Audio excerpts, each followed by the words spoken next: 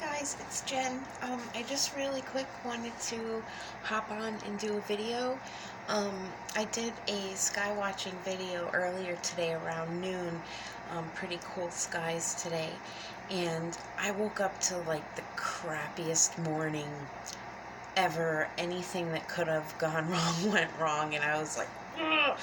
So I was like determined to stay positive today and like rise above and just try to like make lemonade out of lemons, right? So that was my mission today. I had a doctor's appointment, and then like anything that could have happened, like slap in the face to Jen today, kick in the gut to Jen today, boom, boom, boom. Like, oh, you're down already? Good, we're gonna kick you some more. Like, that's been my day. I kid you not. So I was like, okay, I came in my room a little bit ago to just get some peace and quiet from the day, and I had a somewhat tearful, emotional prayer, communion time with God, because I'm like, really, it's just one of these times where I'm feeling like really overwhelmed with a lot of things in circumstances in life and day-to-day world and beings and things and circumstances that encompass it. So it's taking a lot. It's very taxing on me in every way. And so I was like, okay, get my trusty dusty out here. And I held it, and I was just like, okay, whatever book I go to, just please give me a message as to what you would have me do. What is my next best step as far as, making a plan of attack on the priority list and speaking my truth and doing what I do. And so I opened to 1 Corinthians, and the page that I opened it to is where chapter 11 begins, and I have previous things highlighted in here.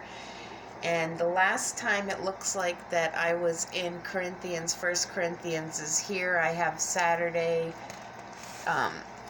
July 20th written there. So I usually mark these things when they happen, so I can go back with my journals and compare notes and things like that. So, of course, what do I see right away is the chapter 12 here, and it's entitled Spiritual Gifts. I'm like, okay, how do I explain to people when you see, let's say, you get messages or downloads or transmissions come through, visions, dreams, or you're in meditation or prayer and you see upcoming events or possibilities or theories of things, and have this like inner vision, and it's very hard to explain and to people, and especially when people either condemn you or try to discredit you or tell you you're insane in the membrane. Yep, kind of loco. I am. I'll admit that. I'll own that. I like being out there and quirky and different from the herd, the masses, so to speak.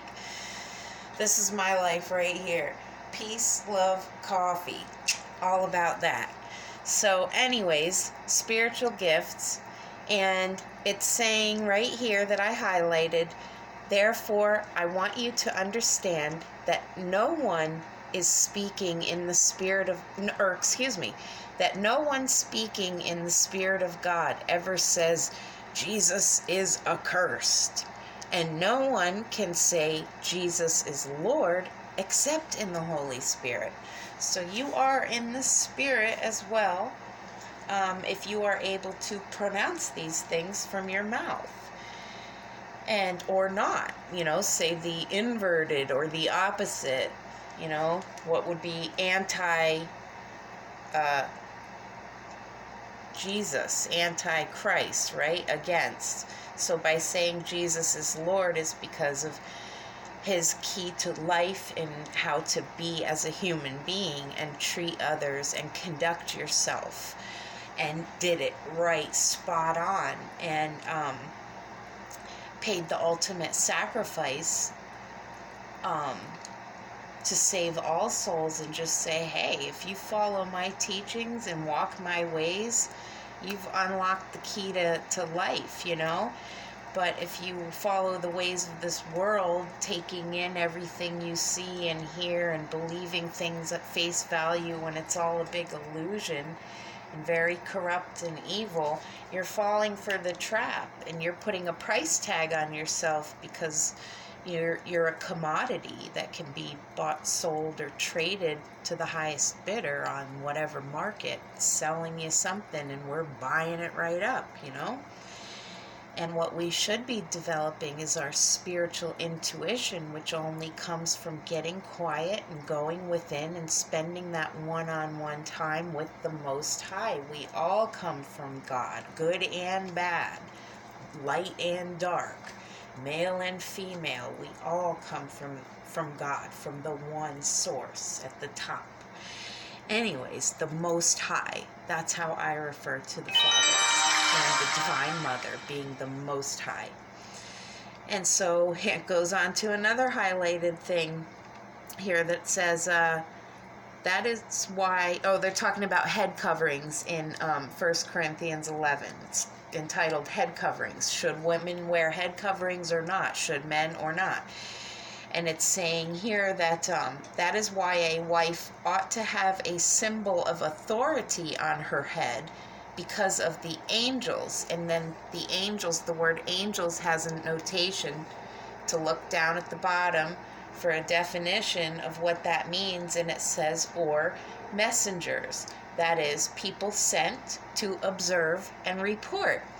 So for me, this was an answer from God when I was in meditative prayer, one-on-one time, having my cry session, you know, like giving my stresses away and asking for advice, and praising Jesus' name and thanking him for his selfless service to humanity.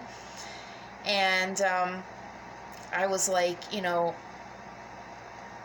I know what I'm here to do, being a lifelong, you know, observer. I study, I record, I transmit, I receive, I process, I experience, I repeat.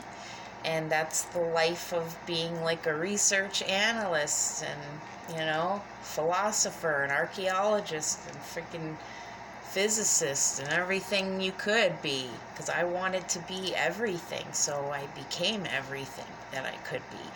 Because on this planet Earth, right, you know, this lifetime is very short. It's a finite amount of time. There is a beginning at conception. You know, you're birthed into being, and then there's death. Your physical body, your physical capsule expires, okay? But your spirit moves on. That is where your energy is held. And energy is in constant motion. It never stops, so it goes somewhere else and you know, it's constantly moving. So, with that being said, I know that I only had a very short time. When I was born, way back in 1976, yeah, that was my old granny voice, you know, that, hey, I got this amount of time and I got to fit that many experiences and do that much research while I'm here so I can gain that much intel, and, you know, that's my job, that's my mission. And I have, and telling you right now, guys, the path that we're headed on with things becoming of more value than other beings, like brotherhood, you know, loyalty, compassion, empathy, understanding, acceptance, forgiveness, unity, community, communication, love, truth, honor, integrity, morals, ethics, things like that, prosperity, building, growing, creating, solving, and that's mostly what I am, or aspired to be, a problem solver in this life. And all I ever wanted to do was leave something good behind for this planet and all of her beautiful beings and all of humankind, to better humanity. And that's been my lifelong mission, and that's what I'm still here to do. I still got a breath in this old ticker here, so I'm going to use it. And that is for the greatest good of all, not me. I committed a long time ago to God that at whatever cost to me, I don't care. I would rather do for others and be of help to others, because to me, it's the right thing to do. So that's kind of balancing out. There's been a lot of power manipulation in this world of big, strong, brute power and control and things like that. Certain either races or genders or people in certain income brackets or whatever, religious affiliation, education or lack of, it's all separated and labeled, and it's to cause division and dissension. And so the times are turning, it's balancing out, the universe is balancing out. There's been too much destruction, too much disease, too much deception, too much illusion for too long. And I don't know about any of you, but if you don't believe that God's wrath is upon this world, I don't know what planet you're living on, because I see the powers that be and their evil, disgusting, corrupt, immoral, disgusting, filthy ways tumbling down like a big pile of crap, and it's gonna slop right on our heads. And they're trying, like they always do, incite war, distract everyone with television and media and social media and entertainment and convenient luxuries for the highest dollar, just filth and waste and nonsense spending. And instead of fixing up dilapidated buildings and housing the homeless, quit cutting down our rainforests, quit injecting our waterways with fluoride, quit injecting our food with genetic modifications and hormones, quit injecting our infants and children with your lab-concocted viruses which cause autism, amongst other things. Quit using churches as money-making profit schemes, donations, and working one day a week, living in mansions and having chauffeurs drive you around with your trophy wife on your arm in your mega church, or sitting on a throne in the holy capital, making a mockery of everything that is anything God and holy and pure. And this is stopping now. See, that was a mother's wrath. I'm a human being right now on this planet. My name's Jen, and I have 3 living kids and 1 up there. And that was a little bit of wrath of Mama Bear. So can you imagine wrath of God? And we are all his children, and all the suffering that these babies and everyone, animals, everything's going through based on filth, demonic illusions of symbols and this and that, and Illuminati this and ho that, slut that, and porn infiltrating the internet, and our kids are sick and getting sicker, and we're getting lazier and fatter and quieter and more scared. And good thing I'm a loudmouth, and that's why I'm proud and always loyal and down to my generation. We helped change the game for you guys. You got out of Stepfordville, where everyone is Stepforded to bow down and be perfect and toe the line and punch the time clock to be a slave in the herd. And we were like, tattoos, piercing, new rock era, progressive, alternative, grunge, goth, you name it. We were loud. We started mosh pits, okay? And that's how we got out our rage and angst of this illusion of a disgusting world that we were born into. We were well aware and still are. And we've been attacked higher than any other generation that's ever existed. Look up and do some research on stats of suicide and overdose for my generation, born in the 70s and growing up in the 90s. There isn't half of us left. They knew who they were dealing with, because we don't get quiet, we get louder. And we're not really scaredy cats. People don't really intimidate us because we've basically literally seen death, danced with the devil, and stepped toe-to-toe to Satan himself many times, burning in the flames of hell, Hades, the abyss, whatever you want to call it, with tormenting, ugly, scary demons all around trying to drag you back down into Horrorville. And whoo, we escaped. We ain't ever going back to that.